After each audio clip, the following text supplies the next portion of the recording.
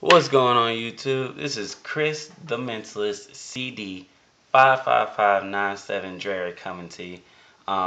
Very long, very funny nickname there, given to me by my own teammates on the Unique Alliance. While I was attending this event, the World Championship qualifier um, in Chicago. Uh, I had a great time. It was awesome. And one thing I did want to say is shout out to you subscribers. First of all, the ones that are dedicated to psychics, the ones that have been with me for forever since day one. I appreciate it. I know I haven't made a big video about it yet, but I do appreciate all of the, input that you guys have, all the interest you show, everything that y'all do. And then second, if you were at the event and you did come up and talk to me, or you did come up and talk to my team, that was great. It was really encouraging for us to see that our content not only is being viewed, but is also being liked. And, you guys are recognizing the hard work that we do put in to all the decks and all the playtest nights and whatever it may be that we do. So knowing that you guys enjoy it, make it more fun for us to do. That being said, the tournament was not what I expected it to be. At least my version of the tournament. Um, I didn't play what I expected to play, and therefore what my deck is geared towards, which you can see as I show you guys the deck list, it just didn't happen. I ended up with an overall record of 1-4, which is, they told me we can top X3, so I kept playing at X3, and I lost, so I was like, fine, bump this. Went out and had some fun on the pier. The water is crazy blue on the pier, so, that was fun to just go and enjoy some fresh air for once. But on to the deck list. I've got the deck, the extra deck, and the side deck, and then I will go through the recap of the actual event. Alright, so to start things off, I played 3 Redox, that's pretty standard. Played 3 Serene Psychic Glitch, which will always be the case. Played 2 Psychic Jumpers, probably always be the case. And 1 Psychic Commander. I bumped him down to make room for some Cranes and another Psychic I'm going to show you. I played 2 Side Blockers, which is my main deck answer to Effect Veiler. If I know I plan on doing a jumper, play next turn, and you hit a witch, I have a way to get a jumper, I'll go get Side Blocker. So then when I do draw and he comes to the board, I can call Effect Veiler. If you have it, you have to use it on him. Otherwise, I can just summon a jumper and do whatever play I want to play, and get my play off. So Side Blocker is the way to ensure that my play goes off. That's what he's in there for. He did a lot more than just that. Like, he was the reason why I have fighting chances, even though I might not have won. He kept me in a couple games. And last Psychic is Rise Bell, the Star Adjuster. That's what I took Psychic Commander out for, because in playtesting against Mermails at my locals and other decks like Dark Worlds and stuff, they don't leave out Draco Sex where you just take with Jumper and then make an easy Crimson Blader. Like, this is the next easy way for me to make a Crimson Blader. Special summon him. He can go from level 3 to level 6. So if you have Commander on board, just make him a level 5. If you have Jumper on board, make him a level 6. That's an instant level 8 Synchro. So he made the cut right before the event. Next, I play 3 Maxis, hoping to see the Dragon Ruler matchup, and 2 Effect Veilers. If I could do it again, I'd probably flip-flop those, especially, considering I didn't play a single Dragon Ruler at all. Last of the hand traps is Double Swift Scarecrow. If you're playing Swift Scarecrow, if you activate its effect, you're usually losing, so it's just kind of prolonging the inevitable. But last monster in the deck is Crane. So that rounds out the monsters. Next, triple emergency teleport. Standard. Double duality. Dig for my key pieces. The only deck that can straight out OTKU turn 1 is Mermails. After that, just play it sparingly or play it smart. Or, well, Dragonides too. But Mermails and Dragonides, play smart, and Pie Duality should be, a pretty decent card for you. Next, 2 enemy controllers. It does what Psychic Jumper does, and Psychic Jumper is like the MVP of the deck. If they affect Veil or Psychic Jumper, well, you still want to get rid of your Psychic anyways, or if you Crane want Serene Psychic Witch, then you can enemy controller, tribute your Crane, take their Draco stack, still make a Crimson Blade or whatever it may be. Or you can, actually use enemy controller to make sure that the effects do go through. Like if they have a Crimson Blader and you want to take their Crimson Blader and they affect Veil your Jumper, enemy controller your Jumper, and the effect still goes through. So it's pretty cool. And then the 1-0s of the deck, I got Heavy Storm, Monster Reborn, Dark Hole, and Forbidden Chalice. Forbidden Chalice is just a faster way to negate, problematic cards like Kaiku and Jowgen, just stuff to let me, get in my plays, hopefully. And on to the traps, I run 2 Fiendish Chains. I love this card still. 2 Compulse, best trap, second best trap. After that, it gets a little sticky. 2 Dimensional Prison, probably going to end up taking it out. Didn't do quite nearly as much as I had seen it doing in playtesting. And this card is definitely coming out so many times in a bunch of my matches. And even before the actual event started, I would draw Bottomless Trap Hole after my opponent already had a field of big monsters or set control field. Like, it did nothing for me the entire day. So that's out. And 1 breakthrough skill, just in case I ran into, a dragon player still playing Lad or, something of that sort. I just wanted to have that extra protection. On to the extra deck. 1 Allied Justice Cataster, 1 Naturia Beast, and 1 Magical Android make up the level 5 synchros.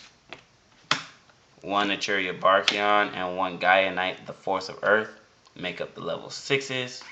Level 7 is a stretch for me. I can make it, but if I have to make it, then I'm losing. And I have to rely on Emergency Teleport to do that. So I just didn't play them. Instead, I made more room for more 8s. Played 1 Thought Ruler, 1 Crimson Blader, 1 Colossal Fighter, and 1 Scrap Dragon. I wanted to do the Colossal Fighter OTK thing, but it didn't happen. And Crimson Blader and Thought Ruler were the only ones that I made the whole day. The only, level 8 synchros. So the last synchro is X-Saber Gothams because he works crazy with Redox. Exceeds come up with Zenmains, Tempo, and Levier. Crane opens up the easy rank 3, so I put them in there. Lightning Chidori. Now this is a crazy last minute addition to help combat some evil swarms. But the easiest way to make this is with these 2. If they destroy your Serene Psychic Witch, you go get Side Blocker, hopefully. Call Effect Veiler or, something that they might have that could stop the play. Get him, special summon him, make him a level 4. Then just overlay the 2 and make a Chidori. Bounce the face down card, then bounce the Ophion, and then you have like a clear cut, you should be in a winning position at that point. And then last Exceed is Constellar M7. I don't know how to say the thing. But it's actually pretty easy to make in this deck. Once again with this card and with Crane being able to make rank 3s or level 6 synchros. You just summon Crane, make a level 6 synchro, then emergency teleport this guy out, make him, if they have, a problematic monster, or if you want to get a max C back to your hand, effect veil, whatever is going to help you, is actually worthwhile, at least in testing. Of course, all this is speculation because I didn't play the top decks like I had planned on. For the side, I actually do have a pretty good side, I feel. 2 Kaikus for the Dragon Ruler matchup, Spellbook matchup, anything that needs to remove from the graveyard, like Dark Worlds, you know, this, that, and the third. 1 Morphing Jar number 2. Absolutely awesome in the Spellbook matchup. Actually, that's the only match I won was against Spellbooks. And Morphing Jar put so much work in. It's actually ridiculous. So I'm probably going to bump him up. And 2 Fossil Dinos. I only sided this in against Dragonides because that was the only deck that played that special summon like excessively. And it got Solemn Judgment at the turn I tried to summon it, so that didn't really work out too well. I didn't play any Dragon Rulers, which is what it was meant to play. So that's the monsters that I sided. The spells, I only sided 2, which is 2 MSTs. I wish I had seen them because I played against Macro Rabbit, I played against Deep Fissure, a bunch of stuff that kind of hurt my deck.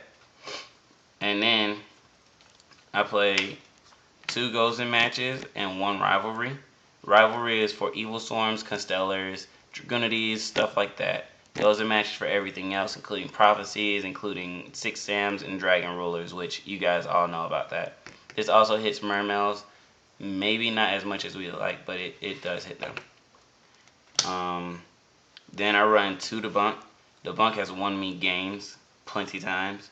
I probably won't take it out, and if I do, I'm only going to take it out for Mind Crush. That would be the only other card that I would take it out for. Debunk stops Effect Veiler, though. It stops Max C's. It stops a lot more. It stops offensive and defensive cards, and the only thing that can stop it is Solemn Judgment. So it's pretty amazing. 2 Soul Drains. They stop the Dragon Ruler matchup, Mermail matchup. You know, it's a good card. Everybody knows. And 1 Anti-Spell Fragrance. If I had to do it again, I would probably put another one in, because this did help me win my second game in the or my third game in the Prophecy matchup. So this is how my day went. Round 1. Sat down, played against the guy. He saw my mat. I was playing with my purple psychic mat. And he was like, "Oh, I love psychics." Da da da da. So I'm like, "Okay, that's cool." He already knows what I'm playing, but that's fine. He ended up playing Constellars. Game 1, he Pleiades locked me. Then game 2, it was pretty much the same. He Pleiades locked me too, but I gave him a little bit more of a fight. Then game 1, I drew double Redox, and Max C, and then like 2 or 3 spells or traps that I couldn't use or didn't do anything. So I couldn't really set up anything game 1. Game 2, I had 2 Serene Psychic Witches and a little bit of defense. But once he was able to get around that, he had no problem just Pleiades locking me again. I sided in Rivalry, Double Space, and that's all I had for him. And I didn't see any of it. So I got round 1. Then round 2, I played against Dragonides. Dragonides, game 1, he didn't let me draw anything off Maxi. Like, he normal summoned Ducks, activated Phalanx effect to special summon itself, and I activated Maxi. Then he special summoned Phalanx and ended his turn. But I just couldn't draw into Mercy Teleport, Serene Psychic Witch, nothing. Nothing to get a Rise Bell. If I could have got a Rise Bell, I could have got a Crimson Blader and made him stop some stuff. I did get into an Eteria Barkion, and he played Legionnaire, destroyed it. I made a Gaia Knight, he played a second Legionnaire, and destroyed it. And then I got into something else. I'm not quite sure. Might have been a Catastor. It was something worthwhile. And he played another Legionnaire and destroyed it. Like, he played 3 Legionnaires, which was crazy. Game 2, I should have actually won. I had it in my hand and just lost it. I had Naturia Beast on board. He didn't have Ravine out yet. There wasn't really much that he could do. I had Breakthrough Skill, just face down. And I had a live Fiendish Chain on his Ducks, because he had tried to summon that. And he just Summon Tempest. And I was like, okay, that's cool.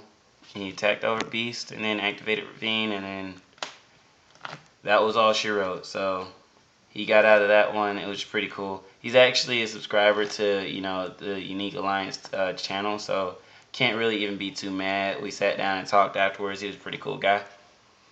Round 3, finally get my first win, and it is against Spellbooks. The only time I played a tier 1 deck and I beat it. So that's the sweet part, if you guys weren't, sure.